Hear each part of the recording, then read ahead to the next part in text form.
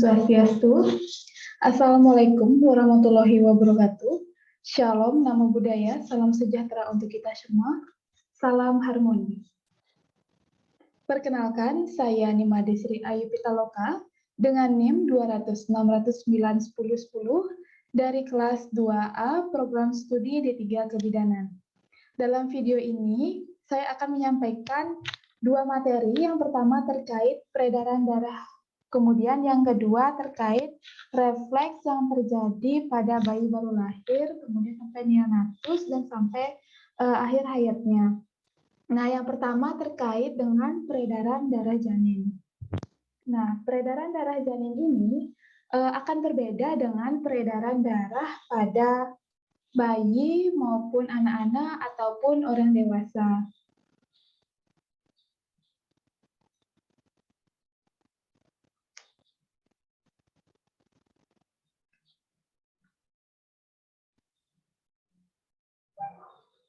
Nah, peredaran darah janin ini akan dialirkan melalui plasenta, kemudian menuju ke vena umbilicalis, yang di mana vena umbilicalis ini nantinya akan membawa makanan yang berasal dari ibu.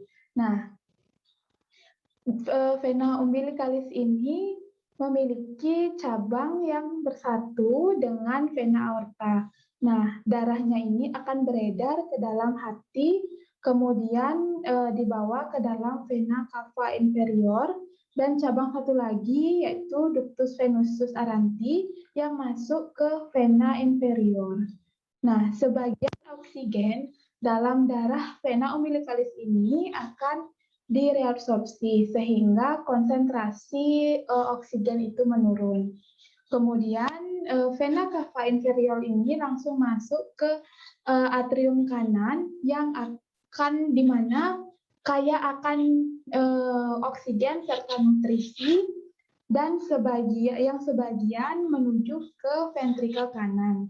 Kemudian sebagian lagi akan menuju ke atrium kiri melalui foramen oval. Nah, dari ventrikel kanan ini kemudian masuk ke paru-paru. Karena paru-paru belum berkembang pada saat janin dalam kandungan, maka darah yang ada pada arteri pulmonalis akan dialirkan menuju ke aorta melalui ductus arteriosus botali. Nah, darah yang kemudian darah yang nantinya maunya masuk ke paru-paru, kemudian akan melakukan pertukaran gas, tetapi untuk memberi makanan kepada paru-paru, yang bertujuan untuk memberi makanan kepada paru-paru yang sedang berkembang. Kemudian darah yang ada dalam aorta ini akan diedarkan ke seluruh tubuh. Tapi sebelumnya darah ini akan menuju ke hipogastrisae umbilicalis dan selanjutnya ke plasenta. Nah, lalu peredaran darah ini akan berulang kembali seperti itu. Adapun jalan dari peredaran darah janin itu dimulai dari plasenta, kemudian menuju ke vena umbilicalis, lalu menuju ke hati, kemudian ductus venosus, kemudian menuju ke vena cava inferior, atrium kanan, kemudian ke foramen oval, lalu menuju atrium kiri, kemudian ke ventrikel kiri, lalu menuju ke aorta, kemudian ke seluruh tubuh seperti dari kepala, ekstremitas, kemudian menuju ke abdomen, lalu menuju ke umbilicalis, dan kembali lagi ke plasenta. Baik, itulah tadi peredaran darah janin.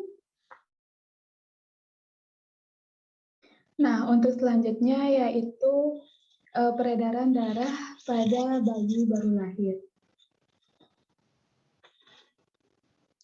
Pada saat persalinan, umumnya bayi itu akan langsung menangis. Maka di sana akan terjadi perubahan besar terhadap sirkulasi darahnya.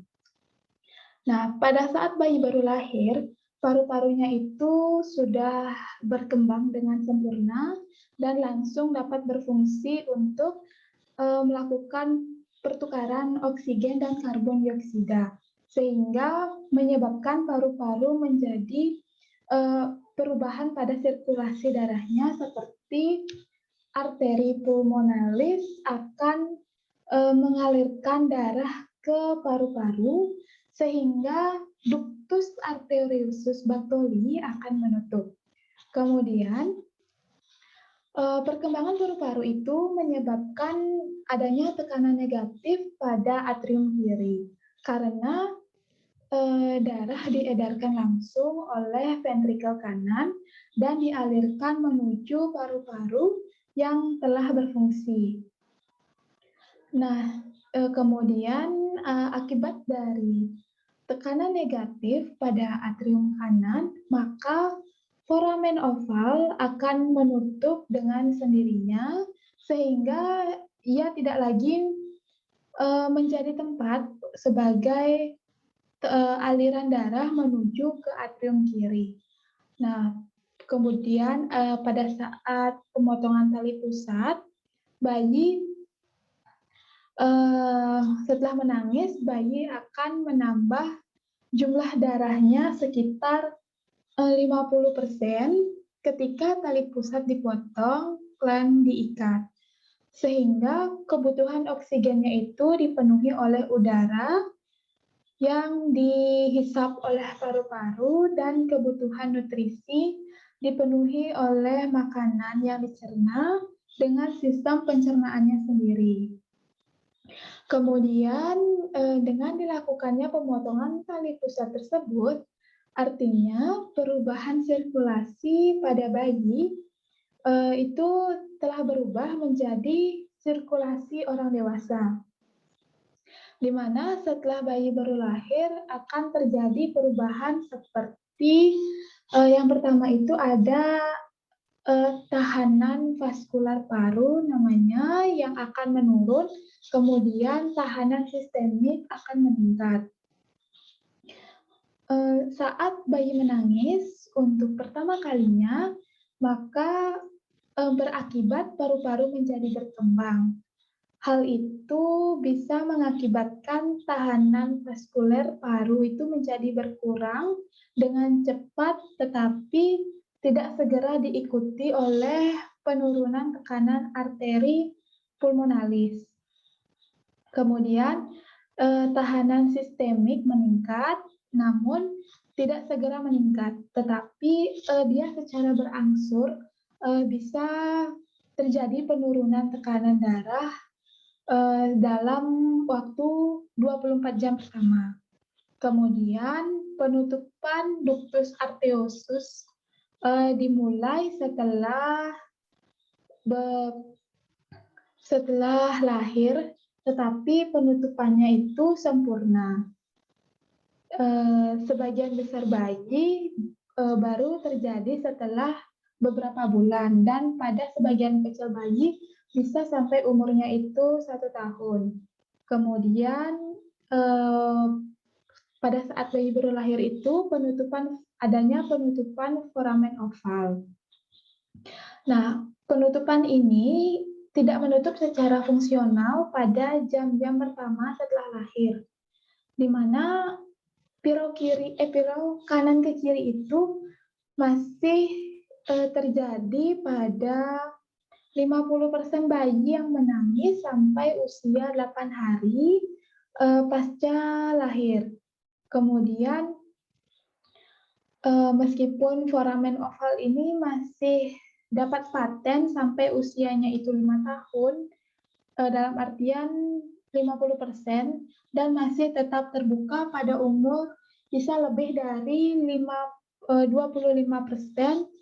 atau 25 tahun. Tetapi foramen oval ini tidak berfungsi lagi setelah bayi baru lahir itu berusia 1 minggu.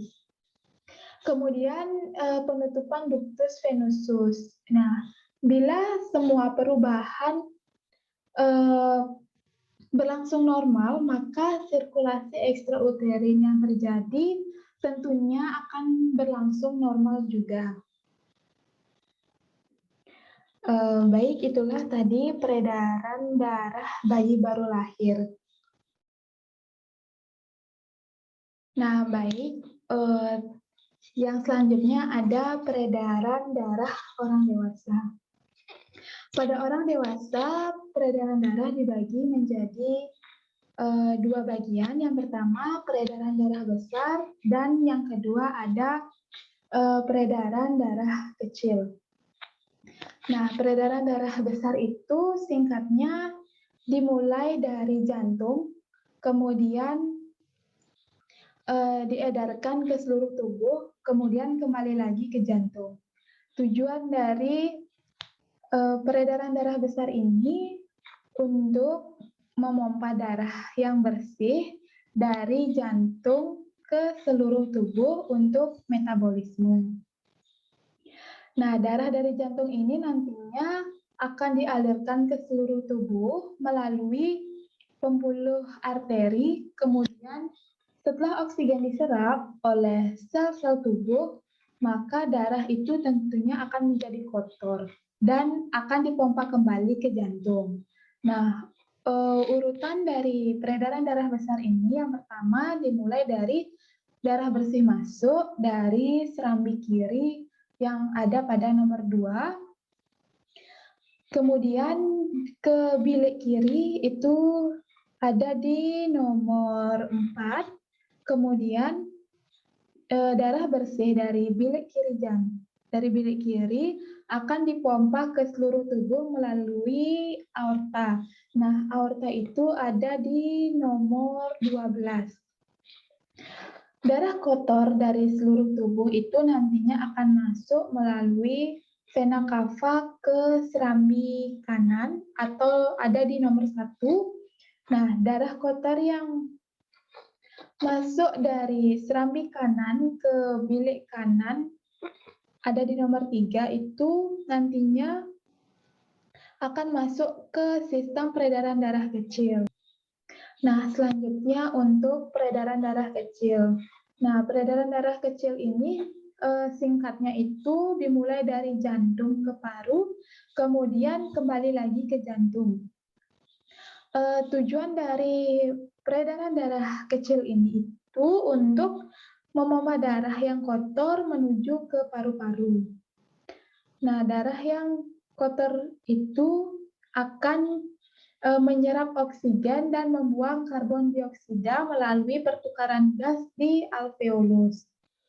Oksigen yang dihirup itu nantinya akan diikat oleh hemoglobin, sedangkan karbon dioksida nantinya akan masuk ke paru-paru untuk dikeluarkan saat kita menghembuskan nafas.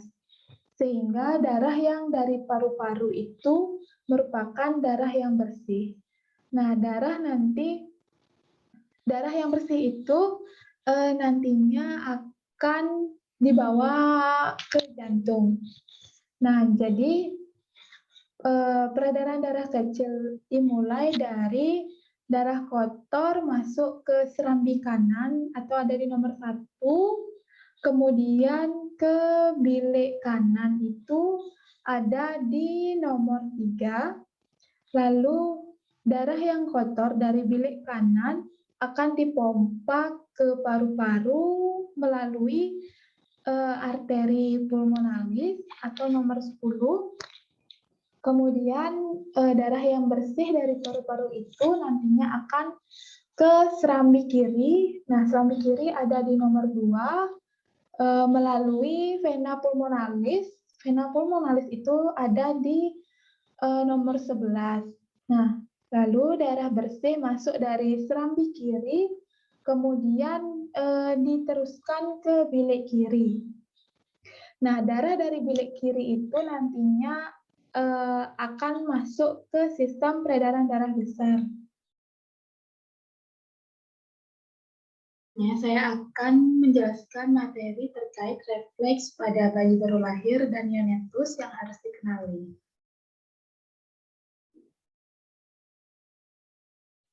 Jadi yang pertama itu ada namanya refleks menghisap atau suckling reflex. Nah, refleks menghisap ini merupakan gerakan bayi berupa menghisap pada saat kita mendekatkan apapun ke mulut bayi. Nah, gerakan menghisap ini merupakan suatu rute awal untuk pengenalan makanan terhadap si bayi. Nah, untuk selanjutnya, bayi akan memakan secara sukarela, artinya bayi akan memakan apapun yang diberikan oleh seseorang. Nah, untuk refleks menghisap ini biasanya terjadi selesai antara 3 sampai 4 bulan. Kemudian ada refleks menggenggam atau palmar grasp reflex. Nah, refleks menggenggam ini merupakan suatu gerakan si bayi berupa menggenggam pada saat kita mendekatkan apapun di telapak tangannya. Ini merupakan hal yang normal karena hal ini merupakan suatu perkembangan dari saraf-saraf si bayi. Biasanya berlangsung 3 sampai 4 bulan. Nah, kita bisa mengamati pada saat kita mendekatkan atau menempelkan jari kita di telapak tangan si bayi, maka secara spontan bayi akan langsung menggenggamnya. Kemudian refleks mencari atau rotting reflex merupakan suatu gerakan atau merupakan suatu peningkatan dari kekuatan otot lengan dan tungkai ketika si bayi memalingkan atau menoleh ke salah satu sisi. Nah, misalnya kita memberikan usapan pada pipi bayi sebelah kanan, maka secara spontan bayi akan menoleh ke kanan. Nah, ini berlangsung sekitar 3 sampai 4 bulan. Kemudian ada namanya refleks moro. Refleks moro ini merupakan suatu gerakan atau merupakan suatu istilahnya bayinya itu terkejut atau gerakan spontan secara tiba-tiba karena disebabkan oleh beberapa faktor tertentu, misalnya karena ada suara dan lain sebagainya. Dan selanjutnya ada Babinski reflex merupakan suatu gerakan bayi berupa gerakan jari-jari mencengkram pada bagian kakinya. Misalnya kita memberikan sentuhan pada telapak kakinya, maka seolah-olah bayi akan langsung mencengkramnya. Nah, Babinski ini akan menghilang dalam waktu 4 bulan. Kemudian slowing reflex. Slowing reflex ini merupakan suatu gerakan menelan yang dilakukan oleh bayi pada saat kita mendekatkan atau memasukkan apapun ke dalam mulut si bayi. Kemudian breathing reflex. Breathing reflex ini merupakan suatu gerakan menghirup dan mengeluarkan oksigen. Nah, ini terjadi pada saat bayi baru lahir sampai usianya tamat atau sampai akhir hayatnya. Kemudian ada Ebling reflex merupakan suatu gerakan membuka dan mengedipkan mata. Nah, Ebling reflex ini berfungsi untuk melindungi mata dari benda-benda tajam serta melindungi mata dari cahaya yang terlalu terang. Ebling refleks ini terjadi pada saat bayi baru lahir sampai akhir hayatnya. Kemudian ada pupillary reflex merupakan suatu gerakan atau merupakan suatu pupil itu bisa membesar ataupun mengecil. Nah, pupil membesar pada saat bayi atau pada saat kita berada pada ruangan yang gelap. Kemudian pupil akan mengecil pada saat berada di ruangan yang terang. Nah, fungsi dari pupillary reflex ini yang pertama untuk melindungi dari cahaya yang terlalu terang atau istilahnya biar tidak silau, dan yang kedua itu memberikan adaptasi atau penyesuaian terhadap cahaya yang gelap atau terhadap ruangan yang gelap. Kemudian Pupillary reflex ini bisa terjadi pada bayi baru lahir sampai akhir hayatnya. Kemudian ada refleks tonic neck, merupakan suatu gerakan bayi, misalnya bayi menoleh ke kanan, maka secara spontan tangan kanan bayi akan lurus dan tangan yang berlawanan akan menekuk. Nah, biasanya refleks tonic ini terjadi sampai bayi berusia 5 bulan.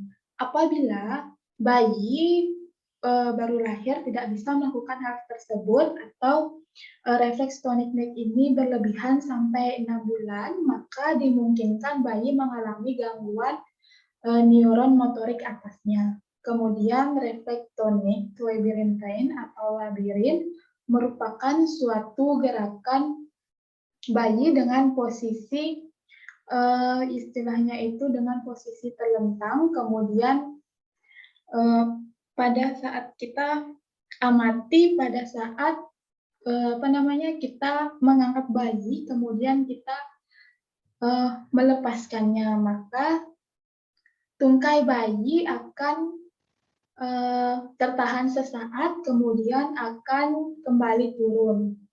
Nah, refleks labyrinthine ini berlangsung selama 6 bulan. Kemudian ada yang namanya refleks merangkak atau clown reflex, merupakan suatu gerakan si bayi berupa seperti merangkak. Kita bisa mengamati pada saat kita menelungkupkan si bayi, maka bayi akan membentuk posisi seperti merangkak karena janin pada saat ia berada di dalam rahim, kaki itu posisinya mendekat ke arah tubuhnya. Kemudian ada refleks berjalan dan melangkah atau stepping. Nah, refleks ini merupakan suatu gerakan seolah-olah bayi itu seperti berjalan ataupun melangkah. Nah, kita bisa mengamati pada saat kita menggendong bayi, kemudian kita mendekatkan telapak kaki bayi ke permukaan yang keras, maka tulang keringnya itu akan bergerak sehingga kakinya akan terangkat, kemudian seolah-olah berjalan ke depan. Nah, refleks berjalan dan melangkah ini berbeda dengan gerakan yang kita lakukan sehari-hari. Nah, refleks berjalan dan melangkah ini biasanya berlangsung selama 2 bulan, kemungkinan menurun selama 1 minggu. Kemudian ada refleks yawning. Refleks yawning ini merupakan suatu teriakan bayi pada saat ia merasa lapar. Biasanya refleks yawning ini akan menghilang pada bayi berusia 1 tahun. Kemudian ada refleks swimming. Nah, refleks swimming ini merupakan suatu gerakan menggayuh dan menendang pada saat kita meletakkan bayi di dalam air atau di kolam. Nah, hal ini dapat memberikan positif pada si bayi karena bayi bisa berenang atau melatih bayi untuk berenang, tetapi efek negatifnya bayi bisa menelan air yang ada di dalam kolam karena bayi masih rentan, apapun yang ada di dekat mulutnya maka dia akan langsung menelannya ataupun menghisapnya. Baik, jadi itulah tadi refleks yang harus kita kenali baik dari lahir sampai akhir hayatnya. Sekian penyampaian materi dari saya. Apabila ada kesalahan kata maupun perbuatan, saya mohon maaf. Saya tutup dengan Parama Santi. Om Santi Santi Santi Om. Wassalamualaikum warahmatullahi wabarakatuh. Shalom, Namo Buddhaya, salam sejahtera untuk kita semua, salam harmoni. Audio Jungle.